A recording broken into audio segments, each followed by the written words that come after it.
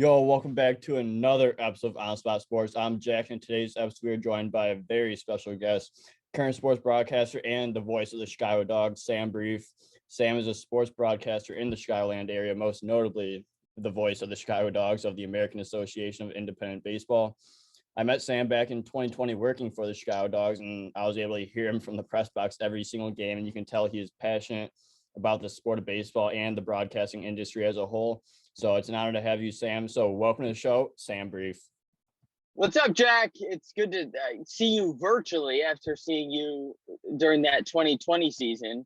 And I'm honored to be on, honored to chat about whatever you want to chat about.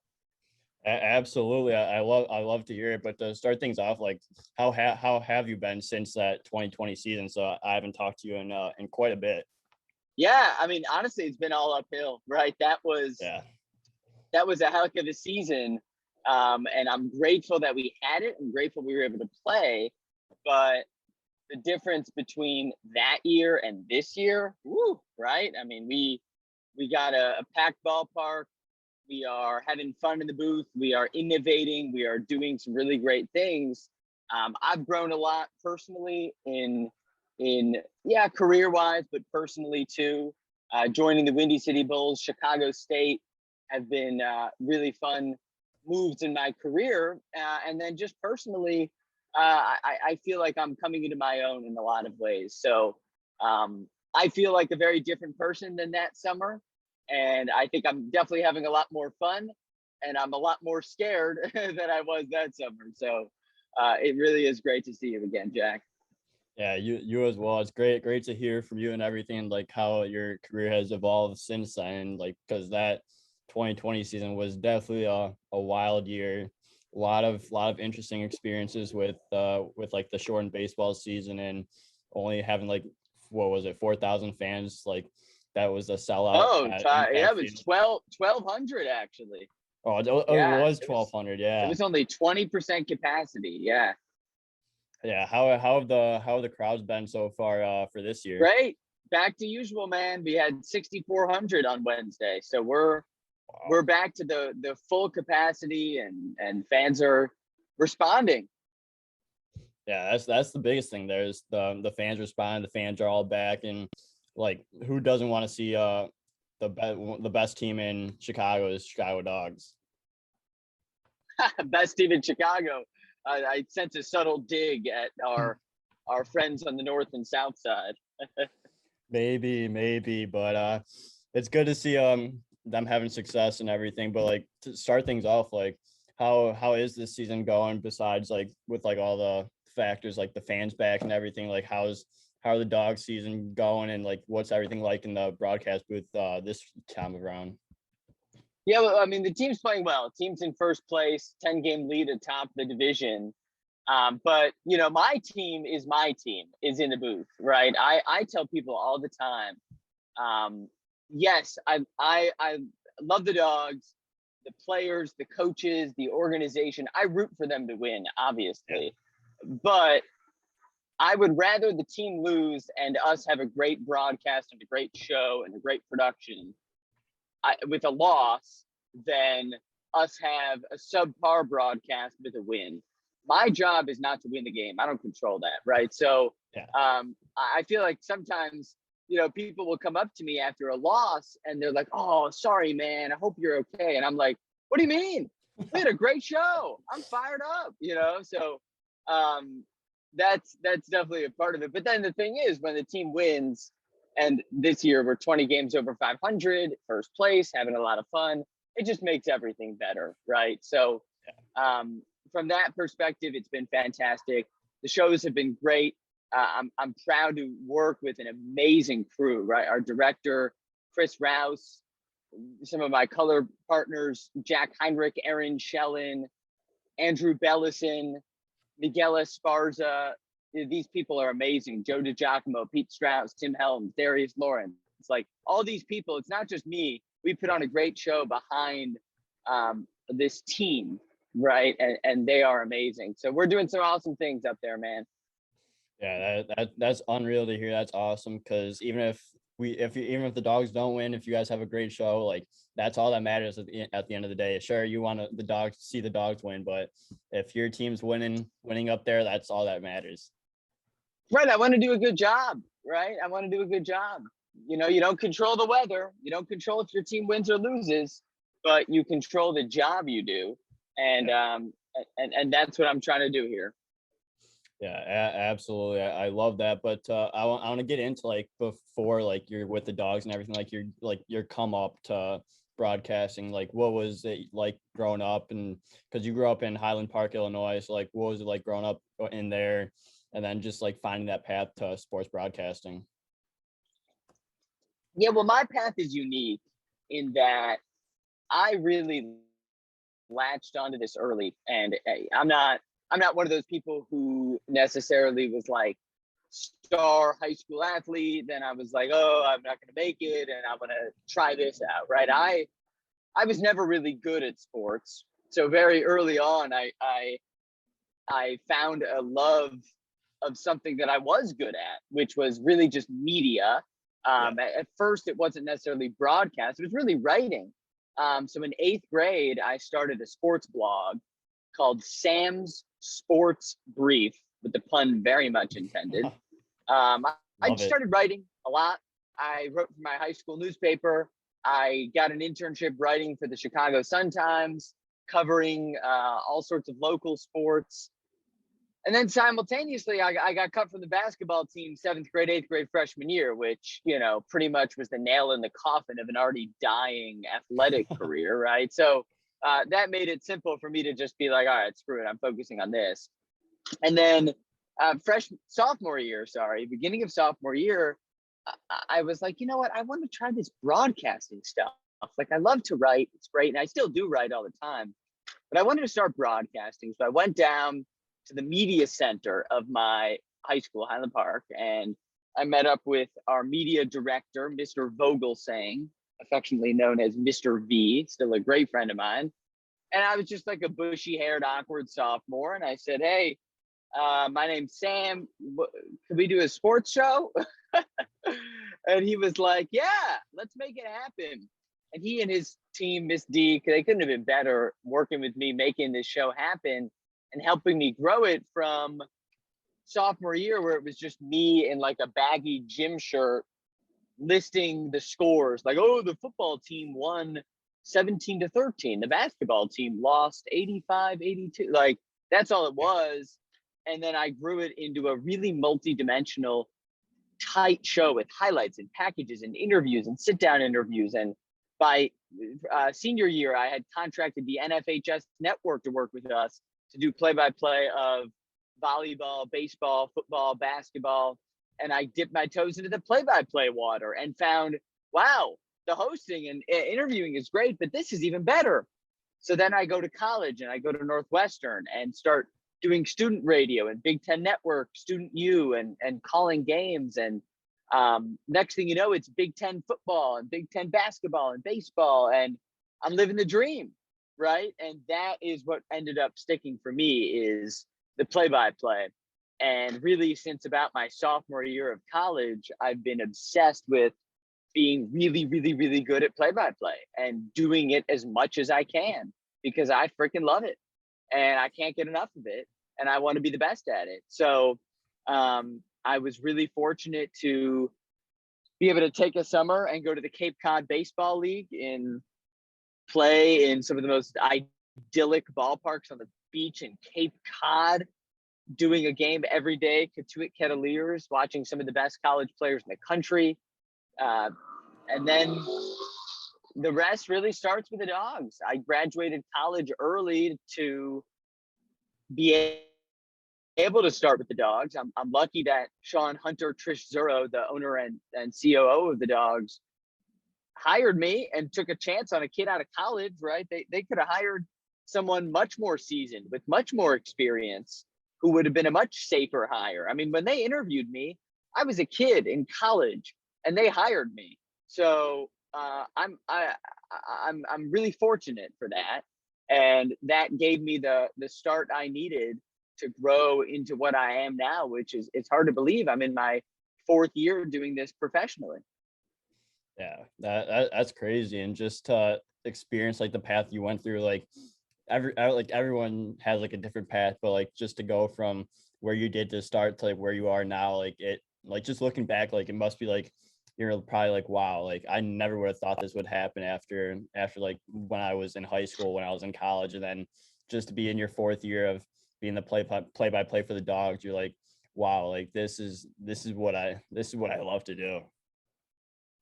Yeah, exactly. I mean, and every day I do it, I I become more in love with it, right? I mean, Yeah, no one, the thing is, like, we as humans, it's human nature to like stuff we're good at, right? So, yeah, yeah, in college I liked doing it. I loved it, but I would struggle sometimes, and there's the growing pains of learning how to do it, right? yeah, But now that I feel like, and believe me, I'm not saying I'm the best ever, but I'm at a point where I've got the fundamentals down, and I'm working on higher level stuff.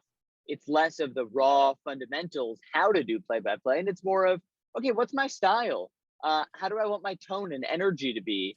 How do I want to interact with my listeners? How do I want to interact with my analyst or different guests I'm interviewing? So it's way more fun when I'm focused on that higher level stuff. And I still have a long way to go. I mean, believe me, I'm at the very, very beginning of this, and there's so many people who are out there who I still learn from every day. But it's fun to be in a little more of a creative space with my career a little more advanced than even when you saw me 2 years ago.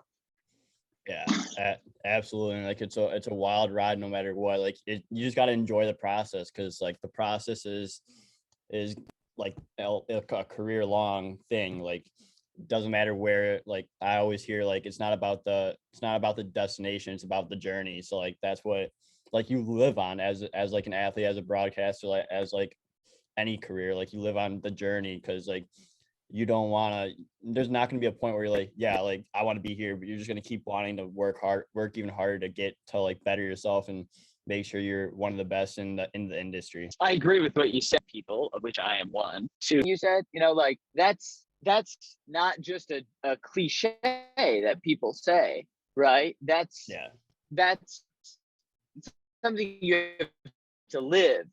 And frankly, I've battled times because way, and I'm just like, oh, I want to get to the top. It could be years and years and years of enjoying now, right? I need to enjoy the game I'm about to do tonight. When I started in this job, I think I had the mindset that a lot of you have of I'm gonna get to them and keep rising, right? And yeah, I'm rising by growing and experiencing and learning, and immersing yourself in that is a really important thing, just to make sure you're like enjoying your life. So that's true in broadcast, that's true in any job, in any area of life.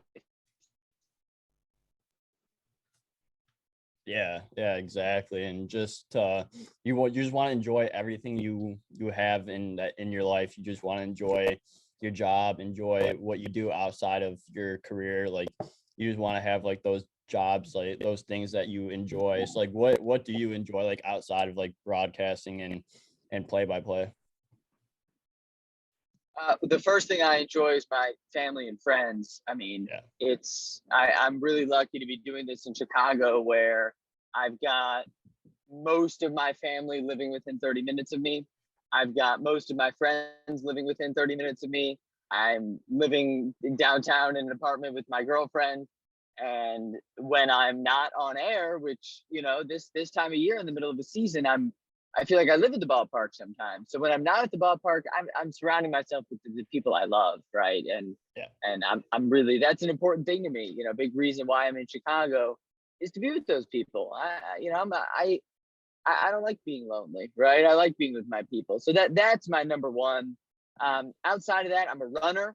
I love to run. I go on a run every morning at like 6 a.m. and people think I'm kind of insane, but it relaxes me, and that's how I start my day. I love to run. I love to read. I'm on a kick of reading every single U.S. presidential biography. I've gotten 11 out of 46 done. I am currently grinding through Teddy Roosevelt, which is a trip in a lot of ways. But yeah, I odds are, if I'm not if I'm not on air, you can probably find me either spending time with family and friends on a run somewhere or reading about a U.S. president, which is definitely my nerdy habit, but one that I really love, man. I learn a lot. Yeah, that's all. That's all you need is something you love. Even if it's nerdy, it's nerdy. Like it's if you want, it's what you want to do. Like that's what you're gonna do, and you just gotta enjoy life. Like there's Yeah, man. no reason These to not presidents like are it. fascinating. It's Yeah. crazy. Yeah, I mean, we think we're hot shots, right? These guys are crazy. Yeah, I can only imagine what that's like, and just reading about them, you're probably like, wow, like this is craziness right here. Yeah, it is. It is. I mean, it's it sometimes puts things in perspective. I can get Yeah, high anxiety at times, and maybe I'm having anxiety about my job or about a game or about something little in my day-to-day life, and then next thing you know, you're reading about Abraham, keep the union together and free the slaves, and yeah, you're like, oh, okay. You're listening to Harry Truman's debating what about the atomic bomb, whether or not to drop it, and then next thing you know, it's like, oh, okay, maybe my issues are not that intense at the end of the day. yeah, for sure. And you just gotta just put it in perspective, like you said, because like once you put something in perspective, you're like, like, and like it just brings you into that like little space where you're like, yeah, like it could be a lot worse, but like it is what it is. Exactly. Yeah, so like you're obviously a huge baseball fan since you're doing play by play for the Dogs. Like what like caught your eye for baseball and helped you grow the love of the game throughout like your childhood and then leading up to your professional job? Yeah, well, I've always been a baseball fan. I mean, I grew up playing it, right, little league, and growing up as a White Sox fan.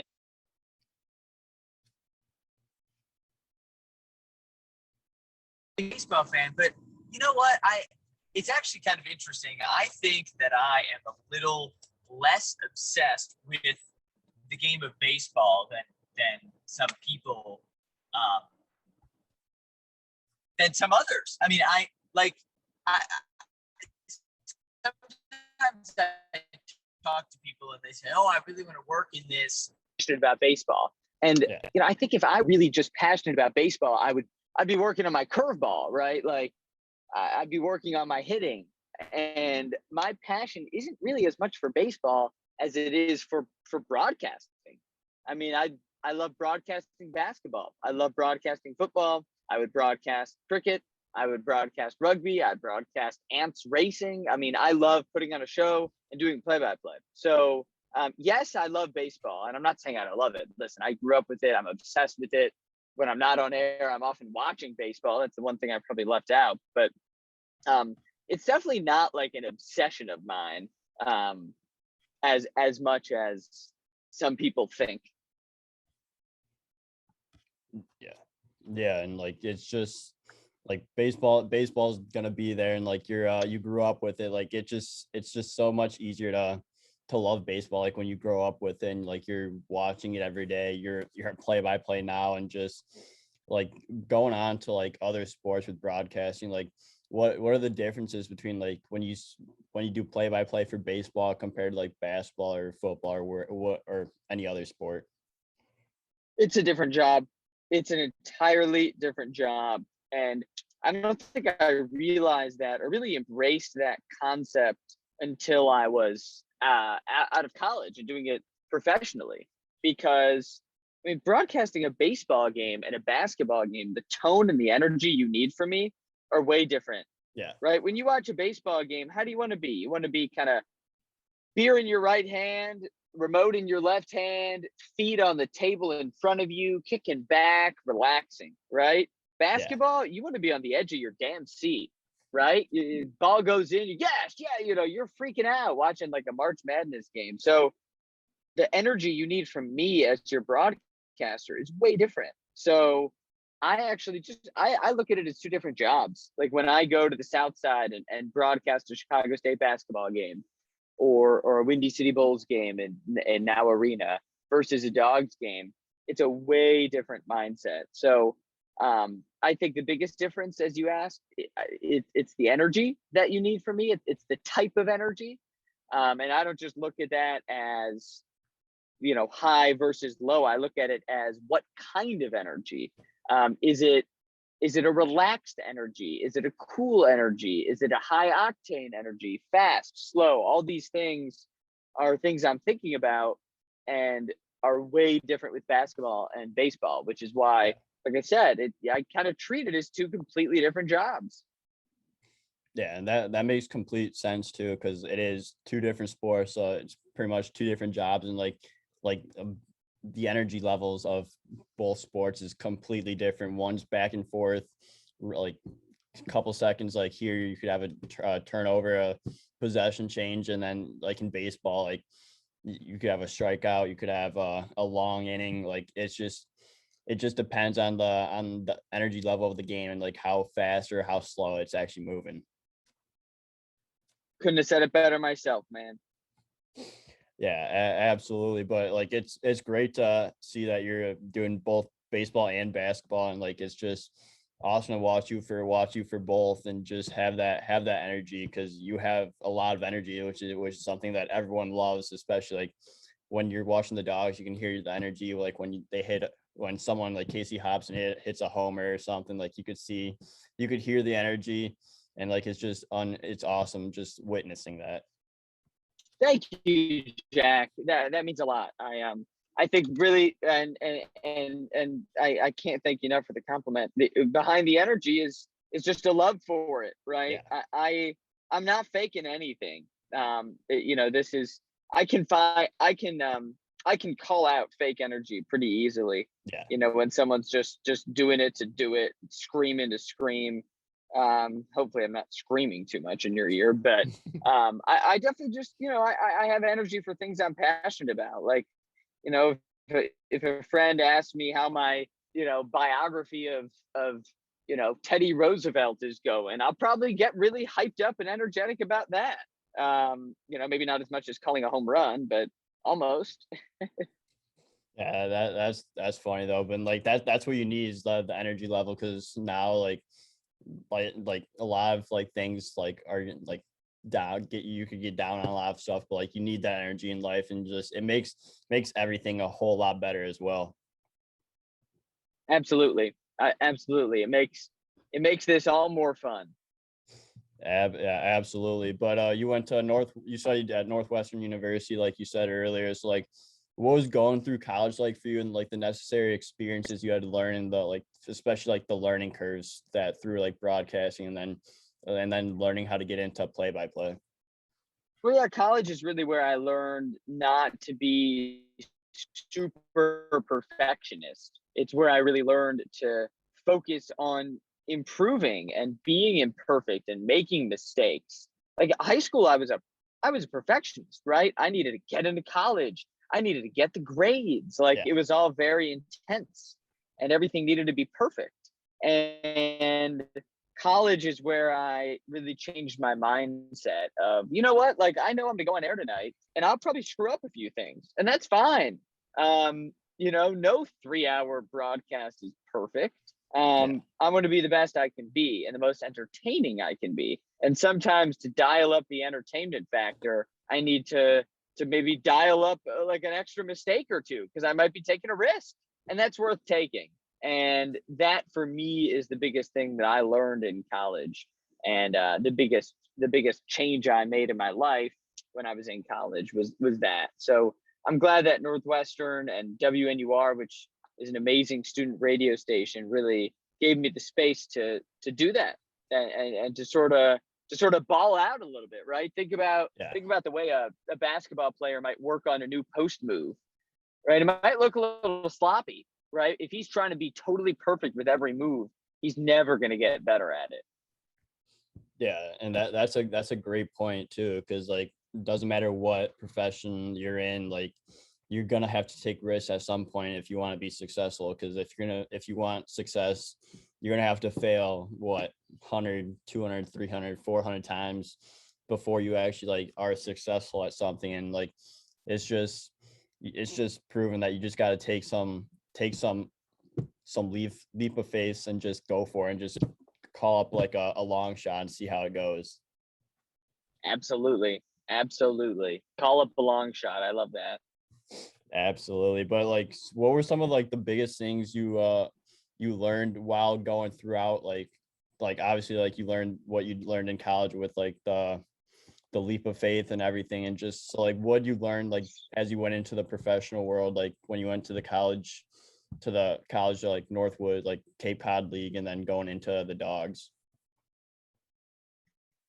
Well, doing the Cape Cod League is an amazing experience. And really what that's all about is, hey, can you do this every day at a really high level? Like college is one thing, because college you're doing games Friday, Saturday, Sunday, some weeknights, but then you go on to the Cape League and suddenly you are waking up every day and doing the same thing. So it's like, it's kind of like working out, right? Anyone can work out and do it last workout, right? But can you wake up every day and do it? Like, no, not everyone can, right? So I think it's really where you kind of do that regimen, every day in, day out. Can you do it? And in the Cape, I learned, yes, I certainly can. And yes, I certainly want to. That's the other thing. Do you want to do it? Does this lifestyle of doing it every day fit you? And for me, it was a yes. And that for me was the biggest takeaway from the Cape was, hey, I'm ready. Let's buckle up. Let's do this for the rest of my career. Let's make it happen.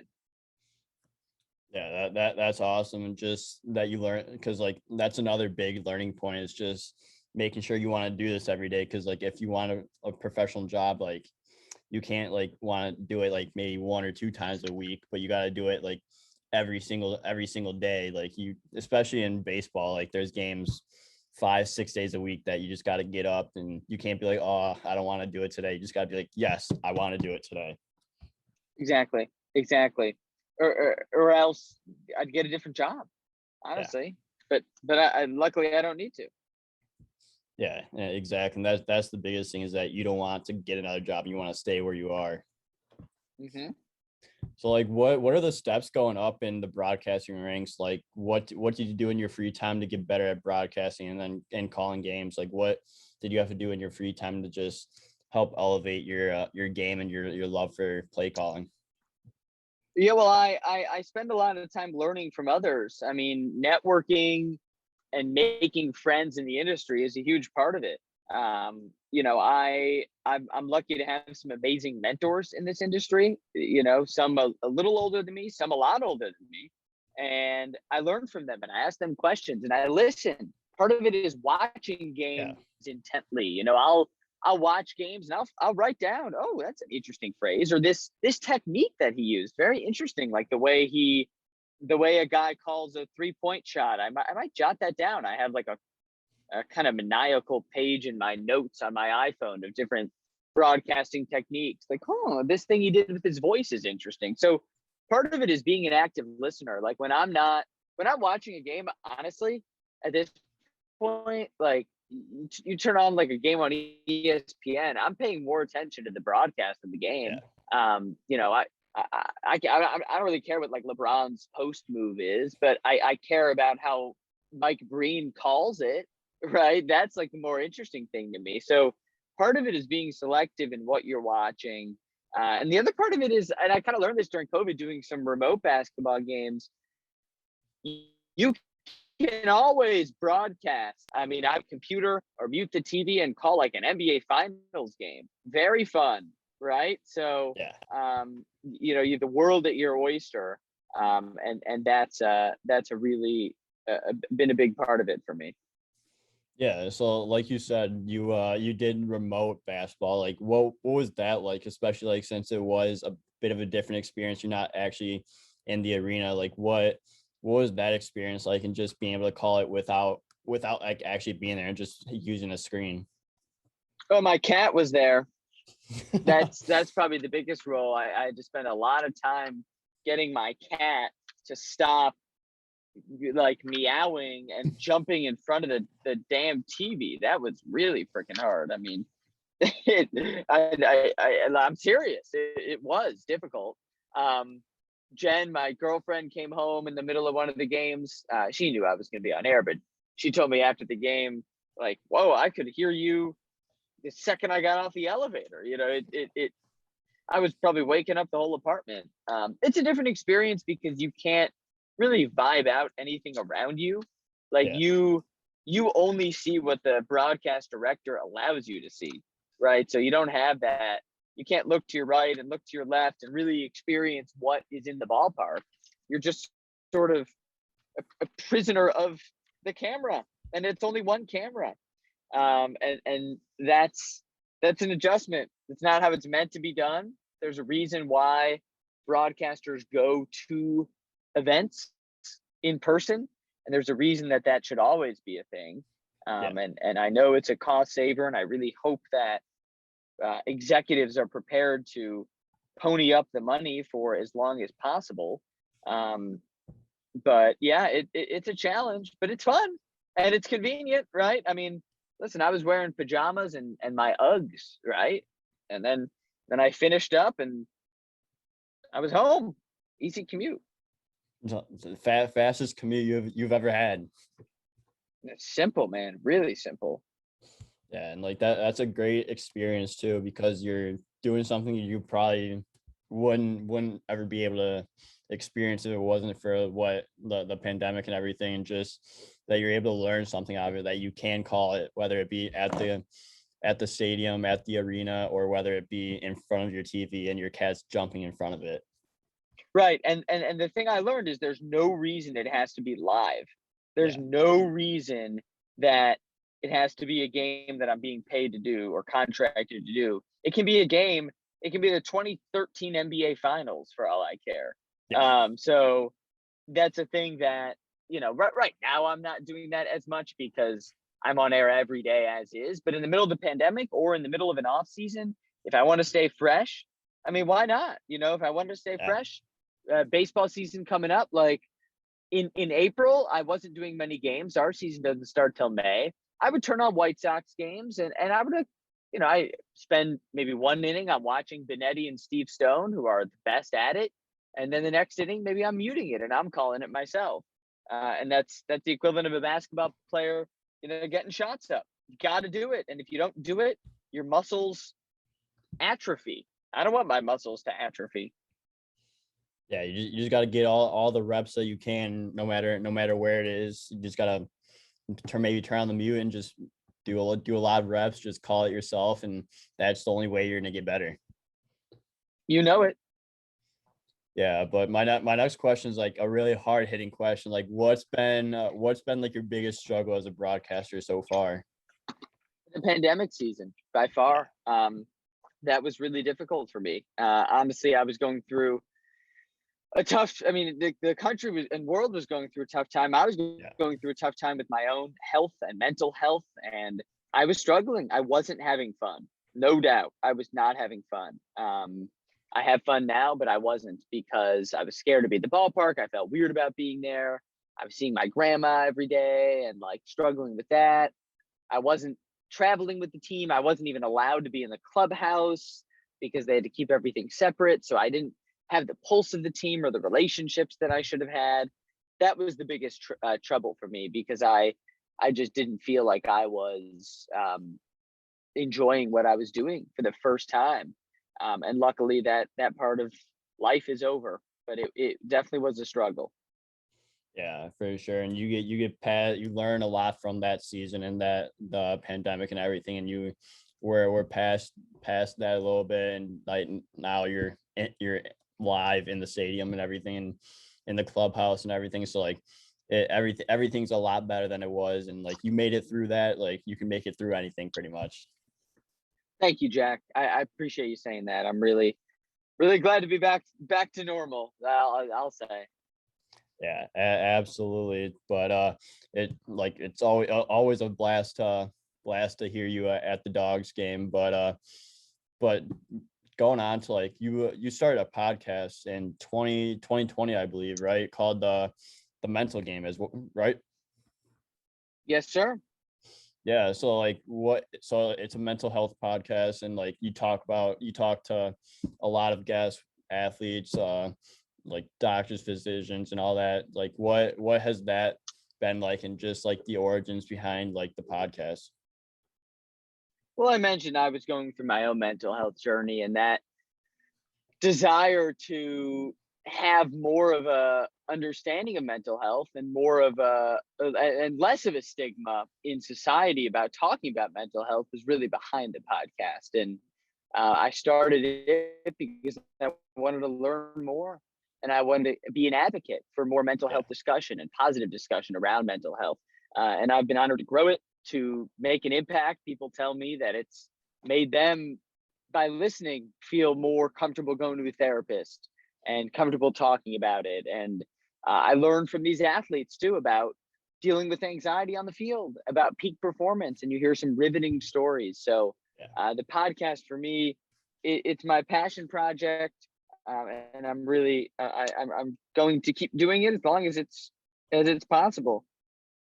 Yeah, and that's great to hear, because because mental health is the biggest it's ever been, and you're always hearing about it now, and like it's becoming a big part of the world. So like it's awesome to have like other like resources that like help like with like the mental health aspect, and just get information out that's much needed. And like everyone like should be an advocate for mental health, because it's definitely very big in this society right now.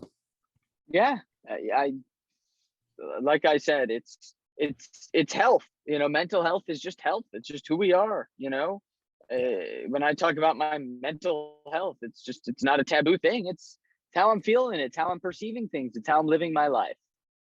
So who would you say is like your favorite guest on the podcast that you've had? And like I know it's hard to pick at least one, because like I have a thing where every guest is my favorite. So like, but like who like sticks out to you? Yeah, it's really hard to pick just one. Bob Tewksbury was one I learned a lot from. He, in a lot of ways, is the pioneer of mental health coaching, mental skills coaching, sports psychology, especially in baseball. Yeah. He was one. I mean, like you said, it's hard to pick just one. But if I had to, that kind of thing, like Bob was one that was a great get for me, and someone I just learned a ton from. Yeah, that's awesome. And you learn a lot from everyone that you have on. Like doesn't matter who it is, like you just learn so much from the guests that you had on. Like you could take that knowledge, and like you could learn a lot from that person to like put in like when you're talking about mental health, or like when you're or like trying to explain something else to someone else. Like you know what to say, and like you know what to say from like the learning experience, and just talking with mental health professionals. Yeah, absolutely. I mean, it's something where there are only so many experts, right? Because it's such a growing field that when you do get one on the phone, you have to take advantage, and you have to pick their brain as much as you can. And I'm lucky to have had Bob, and lucky to have had a ton of other people who have been really fantastic. Yeah, that's awesome right there. And like like it's hard to pick at least one guest, but like every guest is a favorite, no matter who it is. And you're just like you just learn so much from them. So that's like what makes podcasts worth it. And just like because you meet a lot of great people, and you also learn from a lot of great people that are very knowledgeable in their subject. Exactly. The whole point is to disseminate knowledge, disseminate stories, and I'm lucky to have had almost 50 episodes of that dissemination. Yeah, that's unreal. And like it's just gonna continue to grow, which we all love for sure. Thank you, Jack. Yeah, no problem. But to cap this episode off, like I want to talk about the dogs a little bit here, like we did earlier. It's like what are like your everyday duties as a broadcaster and play-by-play with the Chicago Dogs? Like what is a day in the life of Sam Brief like? Well, when I get to the ballpark, the first most important thing to do is talk to my crew. my director, my producer, whoever I'm with that day on as an analyst, to get on the same page. What are the highlights we want to roll? What are the stories we want to tell? What are the segments that we're producing? That's first and foremost. Another essential is heading down and getting the vibes of the team, doing a pregame interview with our manager, Butch, talking to our pitching coach, our hitting coach, players, asking questions and just getting the vibes. Like, it's not about going down and doing interviews. It's about going down and you getting like a pulse of the ball club is very important, and something that I really need to be doing, because as the voice of the team, I need to have a pulse of the team, right? So that's something I always make sure to do. And I need to do my own prep. I need to make sure that every player in the lineup for both teams, both pitchers, I'm an expert on. I need to make sure that I have fun things to talk about. I need to keep reading. Reading is important, right? Reading what's happening in the world of baseball, right? Like, a lot of things affect us, shift rules and analytical trends. And there's a lot of things that affect more than just Major League Baseball that are being written about and covered nationally. So I need to make sure I can talk intelligently about those things. And then a lot of it is just getting myself in the right mindset and having fun. Like, if you're going to have fun on air, you should be having fun, a few hours before you go on air. So a lot of the time at the ballpark is really fun, is spending time with people I love who, I'm honored that a lot of my coworkers are friends of mine, and, we enjoy working together. We enjoy prepping together. We enjoy, putting this whole thing together. So that's the day in the life here at the ballpark is really rewarding for me because of all those things. Yeah, and that's great. That's great to hear. And like you like, just by interviewing everyone, like, you had a great interview. You and Casey Sandahart, guest on the podcast as well, had a great conversation with Butch Hobson, the manager for the Dogs. Like, what was that like? And just because he's had an outstanding career in the MLB, and now he's led to the Chicago Dogs, and just to hear his stories and just his career and everything, like, it must be a real treat to listen to. It's an absolute treat. I mean, Butch has lived, not to age him, but I'm going to age him a little. I mean, he's been in pro baseball since, before I was, my parents were like 5. I mean, he's lived a life and then some in this game, right? So to be able to learn from him and hear his amazing stories. I mean, the dude has so many stories, and his memory is amazing. And it's like, we gotta, Casey came up to me with the idea. She was like, we gotta get this on camera, on the mic. Like, people need to hear all of the stories that we know Butch has. And I'm really glad we did it. We got great feedback from it so far, because he's just a gem. Yeah, that's awesome. Just from like watching from the press box and everything in 2020, like he knows what he's doing, and he knows how to put together a really strong team, and makes them compete for the playoffs every single year. Exactly. And we're in first place now. Yeah, and it's their first place for a reason, and it's because of Butch Hobson and the play of the Chicago Dogs. Exactly. Yeah, but I have a few more questions for you before we wrap things up here. So do you have any tips for up and coming broadcasters and people wanting to get their foot in the door? Ooh, I've got a few. Go for it. Let's hear them. To start with it, it's make sure you're having fun. I mean, make sure you're truly enjoying what you're doing. Like this, if you're in it to be famous, or you're in it to, like, because you think it's what you should do, then really assess why you're in it. It should be fun. It should be enjoyable. It's sports. My second is to breathe and go slow. Just in terms of the broadcasting, I always can breathe more, and I can always go a little bit slower and be a little more relaxed. And I think especially with a sport like baseball, that serves you really well, to breathe and go slow. And my final piece of advice is to constantly soak up your environment. Doing this job, I get to be I'm sitting here in a ballpark right now that people pay to be in, right? A lot of the other people here are paying money to be here. I gotta soak it up.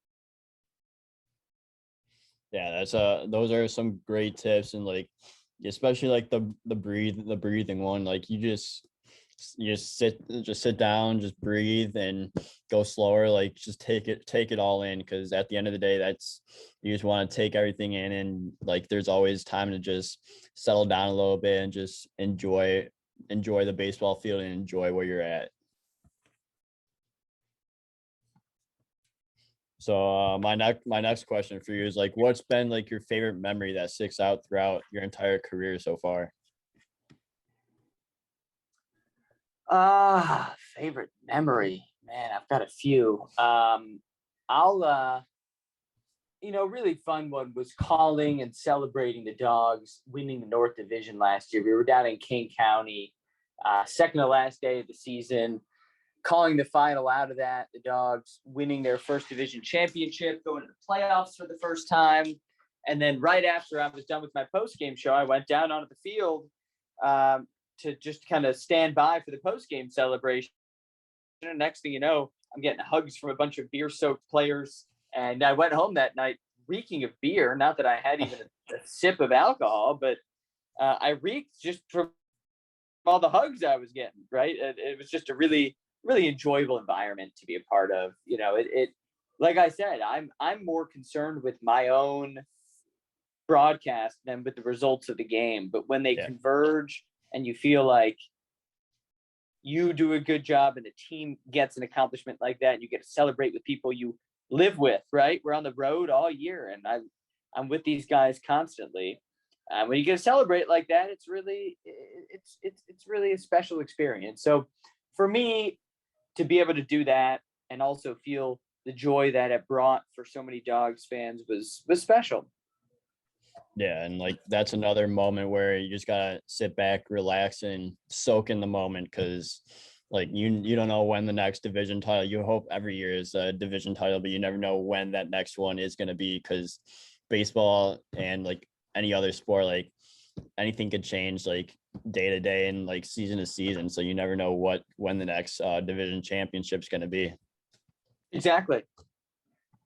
And then my final question for you is pretty much goes into what we were talking about earlier. So would that be like the coolest moment that you had to call, is just that final out of the national championship, the championship team or division championship team? Coolest moment, you said? Yeah. Coolest moment, I think for me was 2019, my first season here. Keon Barnum, our power hitting first baseman, second to last day of the season. Again, I guess it's magical. The second to last day of the season, he set the league record for the most home runs in league history. Wow. That was really cool. To be able to be on the call for that. Something that sets a new record, right? A new precedent in this league. To follow his journey throughout, to know him as a person, and know the journey he took to get to that point, and the work that went into getting to that point, and to be able to call it and have that live on forever and have my voice attached to that was priceless. Yeah, that's awesome. And like that's amazing to call a league setting record, especially like with homers and just like and any record. Honestly, I would imagine it's super cool to call no matter what. It really was, man. I'm not gonna lie. That was one that I was looking forward to for a while. The moment we found out realized it was gonna happen. That was really fun. Yeah, I love that, and like that's unreal. That's awesome. But Sam, thank you so much for coming on the show. I really appreciate your time, and I look forward to continuing to see your amazing work and hear your voice on whether it be at the stadium or whether it be on a computer screen. I'm looking forward to it. Jack, your kindness is awesome. Your energy is awesome. You've got a great show, and I'm honored to be on it. So thank you for the kindness, really. And you know, I hope I imparted a little bit of wisdom, and thank you very much. Yeah, absolutely. It was a lot of fun. I definitely did learn a lot. That's for sure. Great, Jack. Take care, man. Yeah, you too.